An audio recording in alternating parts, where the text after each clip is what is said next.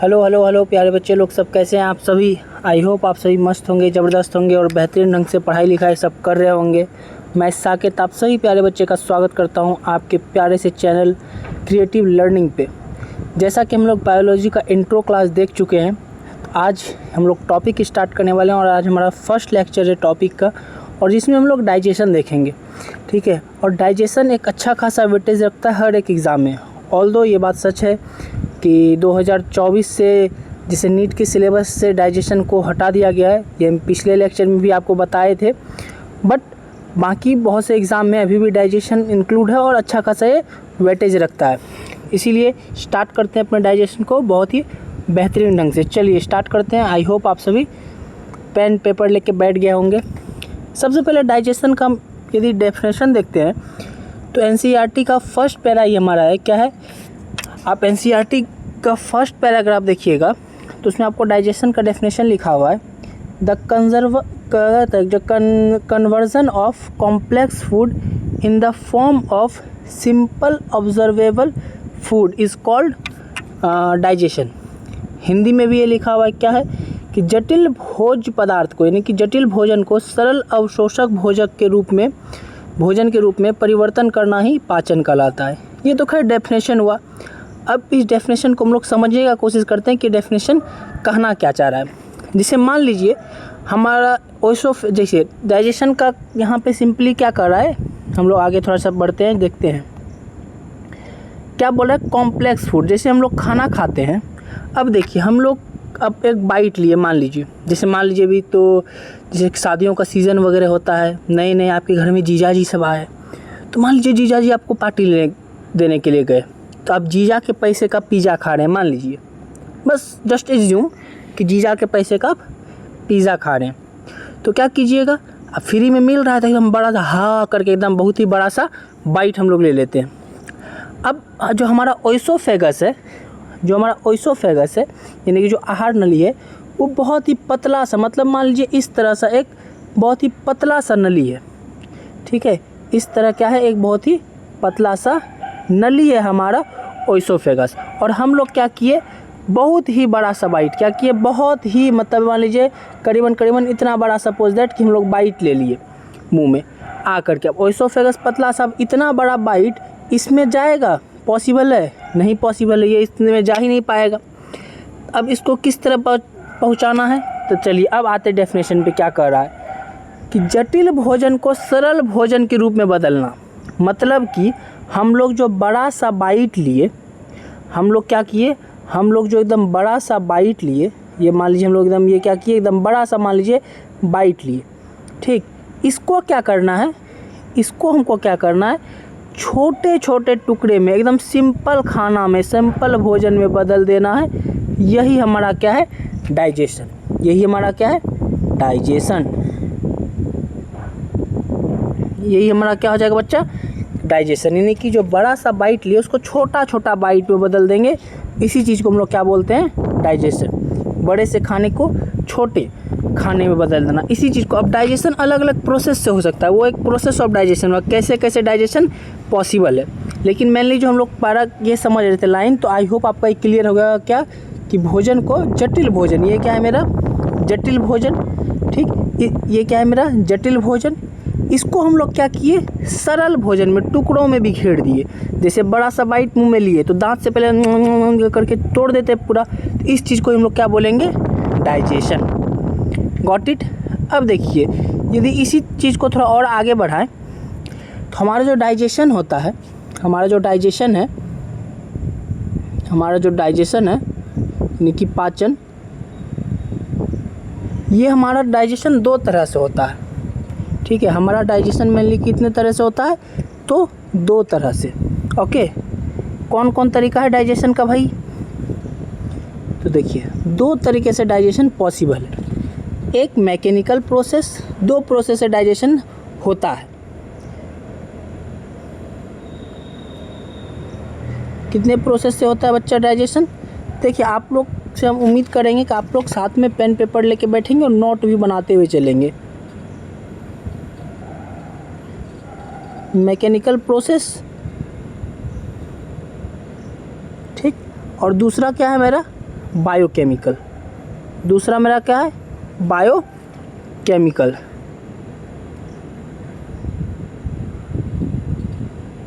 दूसरा मेरा प्रोसेस क्या है भाई? तो biochemical process, mechanical process and biochemical process. यदि इसी चीज़ को थोड़ा और आगे बढ़ाएंगे, देखिए एक एक को हम लोग समझेंगे, पहले लिख लेते हैं फिर आगे एक एक को समझना भी है। मैकेनिकल प्रोसेस फर्दर 2 हिस्से में डिवाइडेड रहता है, ठीक है। मैकेनिकल प्रोसेस भी 2 हिस्से में डिवाइडेड है। क्या क्या? एक हमारा चर्निंग होता है, एक चर्निंग होता है, और दूसरा हमारा क्या होता है? मैस्टिकेशन।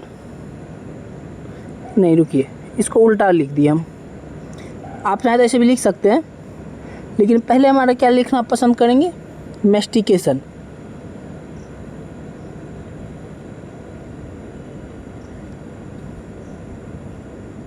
मैस्टिकेशन एंड सेकेंड मेरा क्या होता है? चर्निंग। फर्स्ट हमारा क्या हो जाएगा? यस, फर्स्ट हमारा क्या है? मैस्टिकेशन और सेकेंड चर्निंग। मैस्टिकेशन क्या होता है? जैसे हम लोग खाना को, मैस्टिकेशन हमारा होता कहाँ है? ठीक है, मैस्टिकेशन हमारा कहाँ होता है देखेंगे तो, ठीक है, मैस्टिकेशन जो है हमारा वो हमारा माउथ में होता है। मैस्टिकेशन कहाँ होता है? हमारा माउथ में। मैस्टिकेशन कहाँ होता है? माउथ में। मैस्टिकेशन कहाँ होता है? हमारा माउथ में। माउथ इन द सेंस, जब हम लोग खाना को मुंह में लेते हैं तो क्या करते हैं? पहले उसको चबाते हैं, यानी कि दांत से उसको पूरा तोड़ देते हैं, पूरा तोड़ मरोड़ देते हैं, ठीक है। तो ये भी एक डाइजेशन का पार्ट है। मतलब डाइजेशन का सिंपली क्या मतलब है? जटिल खाना को सिंपल खाना में बदलना, चाहे हम किसी भी तरह बदल दें। जैसे मान लीजिए एक हम आपको कांच का ग्लास दे दें, बोलेंगे इसको तोड़ना है, अब तो ये आपके ऊपर डिपेंड है कि आप उसको कैसे तोड़िए। आप उसको पटक दीजिए, आप उसके ऊपर लोहा मारिए, हथौड़ा लेके तोड़िए, ईंटा लेके तोड़िए, उसके ऊपर बुलडोजर चढ़ा दीजिए, कुछ भी चला दीजिए, आपकी मर्जी, बस उसको तोड़ना है। मॉरल ऑफ स्टोरी क्या है? उसको तोड़ना है किसी तरह, तो बस वही बात है। तो डाइजेशन भी क्या है? उस खाने को तोड़ना, चाहे हम जैसे भी तोड़े। तो पहला प्रोसेस क्या है? मैस्टिकेशन। मैस्टिकेशन क्या होता है? मुंह में, यानी कि मुंह में जैसे खाना लिए तो उसी चीज़ को चबाना, ठीक। अब जो मुंह में हम लोग जो खाना लेते हैं, मुख में जो खाना होता है उसको हम लोग बोलस बोलते हैं, वो हम लिख देंगे, आप लोग नोट रखिएगा, कभी कभी पूछ लेता है। और ये जो हमारा चर्निंग है वो हमारा क्या होता है? स्टमक में। चर्निंग मोमेंट का मतलब समझिएगा, जैसे मान लीजिए चर्निंग मोमेंट का मतलब समझिएगा कि जैसे क्या होता है, मान लीजिए ये स्टमक का पाइप है, ठीक है, इसके अंदर क्या है? सपोज दैट इसके अंदर क्या है भैया? बोलस, ये खाना है, ठीक। अब क्या होगा? ये पाइप क्या करेगा? आगे से फैल जाएगा, ये खाना आगे बढ़ेगा, ठीक। ये एक सेकंड, आगे से फैला, ये खाना आगे बढ़ेगा, फिर ये ऐसे सिकुड़ जाएगा, ठीक। यानी कि एक नदियों के लहर के तरह, इस तरह से नदी के लहर के तरह से पीछे वाला आगे वाला पोर्शन फैलेगा, खाना आगे बढ़ा, फिर पीछे वाला पोर्शन चिपक जाएगा। यानी कि जैसे एकदम जिग जैग मोशन, जैसे इस तरह नहीं चलता है, जैसे नदी का लहर, यहाँ पे खाना आएगा, फिर यहाँ आएगा, आगे बढ़ते जाएगा और पीछे वाला हिस्सा ऐसे चिपकते जाएगा, आगे वाला हिस्सा फैलते जाएगा और पीछे वाला ऐसे सिकुड़ते जाएगा। इसी चीज़ को हम लोग चर्निंग मोमेंट बोलते हैं। ओके, आई होप आप समझ गए होंगे। इसी चीज़ को हम लोग क्या बोलते हैं? चर्निंग मोमेंट, ठीक। एक पॉइंट आप लोग ध्यान में रखिएगा, लिख लीजिएगा ज़रूर से ज़रूर। हमारा जो मुख में जो भोजन रहता है, मुख में जो भोजन जो हम लोग खाएं, मुख में भोजन जो होता है हमारा, ठीक है, उसको हम लोग क्या बोलते हैं? बोलस, ठीक है, बोलस। कभी कभी ऐसा पूछ लेता है, तो ये आप याद रखिए, जो हमारा मुख में जो भोजन है उसको हम लोग क्या बोलेंगे? बोलस। अब देखिए, अब डाइजेशन, ये हम लोग डाइजेशन समझिए कि 2 प्रोसेस। हाँ, एक चीज़ यहाँ देखेंगे, दूसरा क्या है हमारा? बायोकेमिकल। तो केमिकल से हम लोग डायरेक्ट समझ गए कि बायोकेमिकल इन द सेंस किसमें केमिकल इन्वॉल्व होगा। तो इसमें केमिकल यानी कि इसमें क्या होगा? जितने भी इंजाइम हैं, इसमें क्या होगा? जितना इंजाइम इंक्लूड होगा, ठीक। जितने भी डाइजेस्टिव एंजाइम, ये सब हम लोग आगे पढ़ेंगे। तो बायोकेमिकल में जैसे हमारा हाइड्रोक्लोरिक एसिड वगैरह सब है, इसमें ये सब चीज़ इंक्लूड होगा। ओके, समझ गए आप? ठीक है, चलिए तब आगे बढ़ते हैं। ओहो, 1 मिनट, चलिए अब आगे बढ़ते हैं।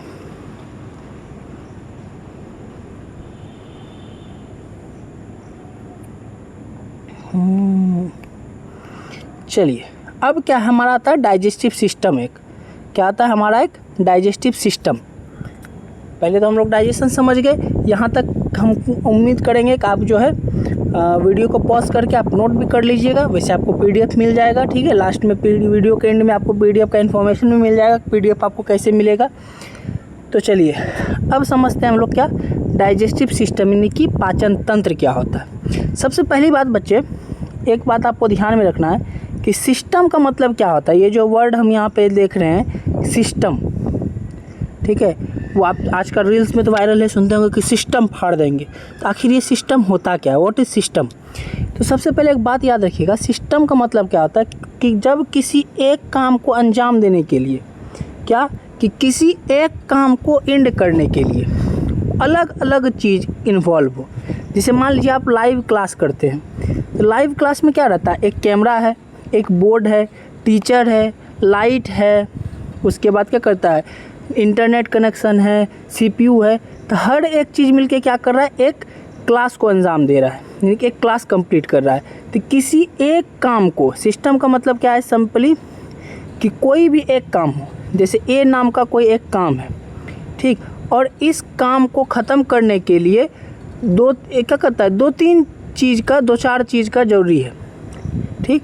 तो अलग अलग चीज़ मिलके किसी एक काम को जब कंप्लीट करता है, इसी चीज़ को हम लोग क्या बोलते हैं, सिस्टम। तो डाइजेशन भी हमारा क्या है, डाइजेस्टिव सिस्टम से हम लोग एक चीज़ समझ रहे हैं कि डाइजेशन हमारा एक अकेले किसी ऑर्गन का काम नहीं है, ठीक है। यानी कि डाइजेशन को कंप्लीट करने के लिए अलग अलग ऑर्गन जो है पार्टिसिपेट करता है। अब देखते हैं क्या क्या ऑर्गन पार्टिसिपेट करता है भाई।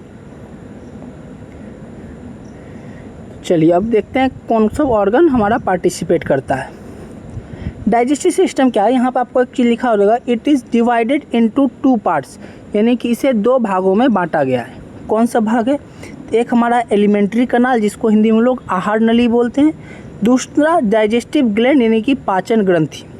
मतलब कि हमारा जो डाइजेशन कंप्लीट होता है वो 2 चीज़ से, एक तो डाइजेशन में एलिमेंट्री कनाल यानी कि कौन सा ऑर्गन है जो कि डाइजेशन में हेल्प करता है। एलिमेंट्री कनाल में हम लोग ऑर्गन के बारे में बात करेंगे कि डाइजेशन कंप्लीट करने में कौन सा ऑर्गन पार्टिसिपेट करता है, और डाइजेस्टिव ग्लैंड्स में हम लोग बात करेंगे कि कौन सब ग्लैंड है जो कि सलाइवा या फिर एंजाइम वगैरह रिलीज करता है जिससे कि डाइजेशन कंप्लीट होता है। तो सबसे पहले हम लोग एलिमेंट्री कनाल पे चलते हैं, ठीक है, यानी कि जिसको हम लोग आहार नली बोलते हैं।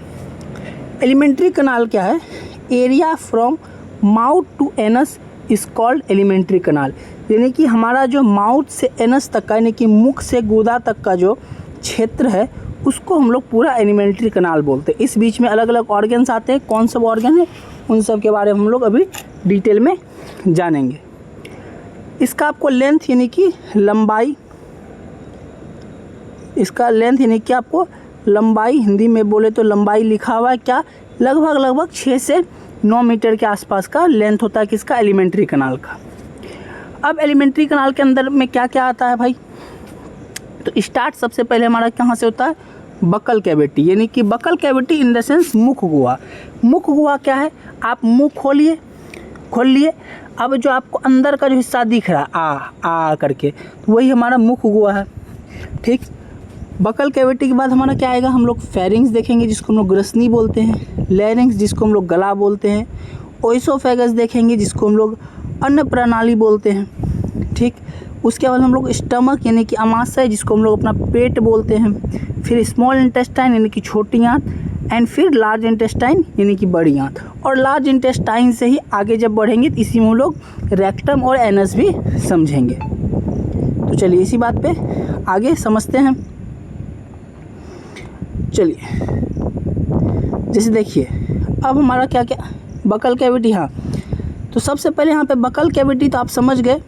यदि यहाँ पे हम लोग देखें बकल कैविटी क्या है, एक एक करके दे दी। सबसे पहले बकल कैविटी, यदि बकल कैविटी यानी कि मुख गुहा की यदि हम लोग बात करते हैं क्या है, तो बकल कैविटी क्या है भैया, सिंपल सा वर्ड में यदि हम लोग बोलेंगे बकल कैविटी क्या है, तो स्पेस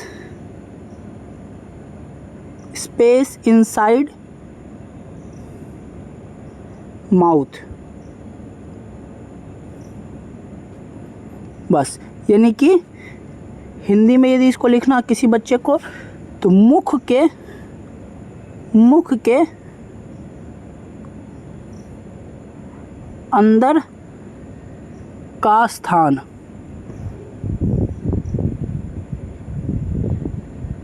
मुख के अंदर का स्थान, यही हमारा क्या है, बकल कैविटी।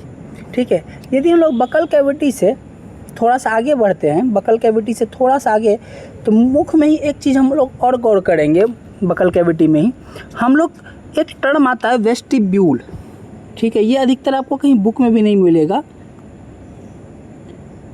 वेस्टिब्यूल क्या टर्म है भैया, तो वेस्टिब्यूल। अब ये वेस्टिब्यूल क्या है, ठीक है, किसी बच्चे को पता है? यदि किसी को पता होगा तो वीडियो पॉज करके मेरे बताने से पहले आप कमेंट बॉक्स में कमेंट कर दीजिएगा, देखिए ईमानदारी से, कि ये वेस्टिब्यूल होता क्या है, किस चिड़िया का नाम है वेस्टिब्यूल। एक चीज़ देखते होंगे, जब गांव देहात में देखते होंगे, हम आपको एक्टिंग करके बताते हैं। आई होप कि हम आपको फेस भी दिखा पाते। बहुत जल्द हम कोशिश करेंगे कि अपना फेस दिखाए, ताकि एक्सप्रेशन से बच्चा और जल्दी समझता है। आप लोग और जल्दी समझिएगा तो बहुत जल्द हम लोग ऐसा भी हम आपके लिए कोशिश करेंगे। फिलहाल ऐसे समझिएगा, जैसे गांव देहात में देखते होंगे चौराहा पे दो को शर्मा जी वर्मा जी एकदम खड़े रहेंगे। ठीक, क्या ऐसे, शर्मा जी तनिक देखिए थे हैं, फलनमा का जो लड़का है दिन भर मोटरसाइकिल लेके घूमते रहता है इधर से उधर।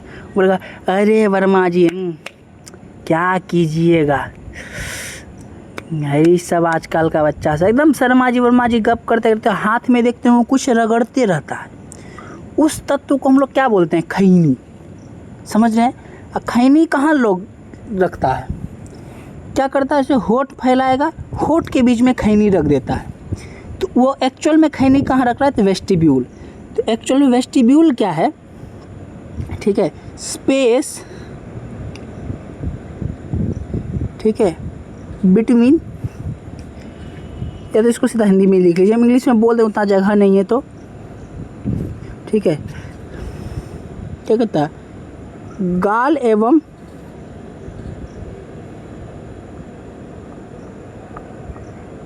दांत के बीच का स्थान, गाल एवं दांत के बीच का जो होठ ये सब क्या है, होठ और गाल और दांत के बीच में जो स्थान है, इसी को हम लोग वेस्टिब्यूल बोलते हैं। जो खैनी लोग सब जहाँ पे रख लेता है, समझे, इसी को हम लोग क्या बोलते हैं, वेस्टिब्यूल। ठीक है, इसको इंग्लिश में लिखना हो तो space between cheek and teeth. Okay, तो चलिए इसके बाद हम लोग क्या देखेंगे, जैसा कि यहाँ पे हम लोग अभी देखे थे कि क्या देखे थे अभी, कि डाइजेस्टिव सिस्टम जो है, यहाँ पे देखिए, यहाँ जो डाइजेस्टिव सिस्टम है इसको हम लोग क्या किए थे, दो हिस्से में बांटे थे। तो एलिमेंट्री कनाल समझे, देखिए टेंशन नहीं लेना, एलिमेंट्री कनाल का अभी हम इंट्रो देखेंगे, एलिमेंट्री कनाल में क्या क्या आता है, ये सब को हम लोग डिटेल में हम लोग पढ़ेंगे कि लैरिंग्स क्या है, फेरिंग्स क्या है, ओइसोफेगस क्या है, स्टमक क्या है, स्टमक में क्या क्या होता है, स्मॉल इंटेस्टाइन में कैसे डाइजेशन कंप्लीट होता है, फिर लार्ज इंटेस्टाइन का प्रक्रिया क्या है, तो सबको हम लोग डिटेल में समझेंगे। अभी बस एलिमेंट्री कनाल का इंट्रो देखेंगे, एलिमेंट्री कनाल के अंदर क्या क्या आता है। ठीक है, अब हमारा क्या है, डाइजेस्टिव ग्लैंड्स यानी कि पाचन ग्रंथि। तो सबसे पहला मेरा क्या है, लार ग्रंथि। ठीक है, सबसे फर्स्ट मेरा क्या भैया, कि हमारा लार ग्रंथि। ठीक है, लार ग्रंथि यानी कि सलाइवरी ग्लैंड, बहुत ही इम्पॉर्टेंट है ये चीज़, याद रखिएगा। सलाइवरी ग्लैंड क्या है, बहुत ही इम्पॉर्टेंट है, इससे क्वेश्चंस आते हैं। ठीक, इसको भी डिटेल में देखेंगे। फिर हमारा लीवर है, ये भी हमारा क्या है, डाइजेस्टिव ग्लैंड्स में से एक है, जिसको हम लोग हिंदी में यकृत या फिर जिगर भी बोलते हैं। ठीक है, अधिकतर बच्चे को कन्फ्यूजन लगता है, लोग को पता रहता है कि दिल को ही जिगर बोलते हैं, नहीं। ठीक है, दिल अलग होता है और जिगर अलग। जिगर हम लोग लीवर को बोलते हैं, कहता है ना कि जिगरे में दम है कि नहीं, कि लीवर में दम है कि नहीं। और इसको एक तो गाना भी है कि दिल जिगर करके, ठीक है, आप देखे होंगे गाना भी है कि दिल जिगर, यानी कि दिल अलग है, जिगर अलग है। फिर हम लोग आगे क्या देखेंगे, पेनक्रियाज, ये भी क्या है, एक डाइजेस्टिव ग्लैंड का पार्ट है। उसके बाद क्या देखेंगे, गैस्ट्रिक ग्लैंड और इंटेस्टिनल ग्लैंड। ठीक है, इस दो को उतना फोकस नहीं भी करेंगे चलेगा, लेकिन ये 3 पे हम लोग को फोकस रखना है क्योंकि ये 3 से क्वेश्चन आते हैं। ठीक है, अब देखिए डाइजेस्टिव ग्लैंड मतलब क्या है कि डाइजेशन में ऐसे ग्लैंड जो कि डाइजेशन में हेल्प कर रहे हो, यानी कि ऐसे ग्लैंड जिससे कि कुछ सलाइवा या फिर कुछ एंजाइम्स निकल रहे हो जो कि डाइजेशन में हमारा हेल्प करता है। ओके, चलिए अब देखिए जैसा कि हम आपको बताए थे कि आपको पीडीएफ का जानकारी मिल जाएगा, तो आप इस नंबर पे जिनको भी पीडीएफ चाहिए या फिर जिनको ग्रुप में ऐड होना हो पीडीएफ वगैरह के लिए, तो आप मुझे इस नंबर पे व्हाट्सअप कर सकते हैं। बस सर पीडीएफ एंड या फिर सर ग्रुप में ऐड कर दीजिए, ये लिख के आप मैसेज कर सकते हैं व्हाट्सअप पे, आपको हम ऐड कर देंगे। ठीक है, आई होप आपको यहाँ तक का वीडियो अच्छा लगा होगा तो एक बार कमेंट बॉक्स में ज़रूर कमेंट कर दीजिएगा। यदि किसी बच्चे को कोई डाउट रह गया हो तो वो भी आप पूछ सकते हैं। वैसे ये फर्स्ट लेक्चर था तो बस एक इंट्रो लेक्चर था कि डाइजेशन का क्या क्या है। नेक्स्ट लेक्चर हम लोग और डिटेल में अब देखेंगे, हर एक चीज़ को तह तक जाके एकदम फन वे में देखेंगे, एकदम स्मूथ में। ठीक है, एकदम स्मूथ वे में। ठीक है, हर एक चीज़ को एकदम हम लोग स्मूथ वे में देखेंगे, पता ही नहीं चलेगा कब चैप्टर एंड हो जाएगा। फिर भी एंड देन लास्ट।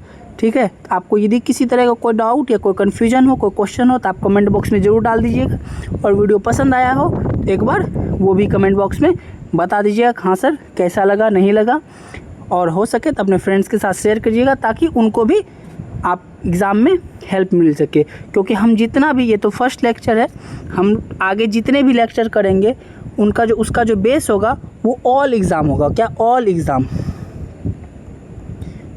ठीक है, चाहे आप किसी भी एग्ज़ाम की तैयारी कर रहे हो, आप नीट का कर रहे हो, आप पैरामेडिकल का कर रहे हो, आप बीएससी नर्सिंग का कर रहे हो, आप एसएससी वगैरह का कर रहे हो, क्योंकि देखिए बेस हमेशा क्या होता है एनसीईआरटी के आसपास ही हर एक एग्ज़ाम का सिलेबस रहता है। तो हम लोग पूरा एनसीईआरटी का एक एक लाइन को एकदम अच्छे से कंप्लीट करेंगे। ठीक है, तो मिलते हैं हम लोग नेक्स्ट लेक्चर में, तब तक के लिए धन्यवाद, bye bye, take care, okay bye.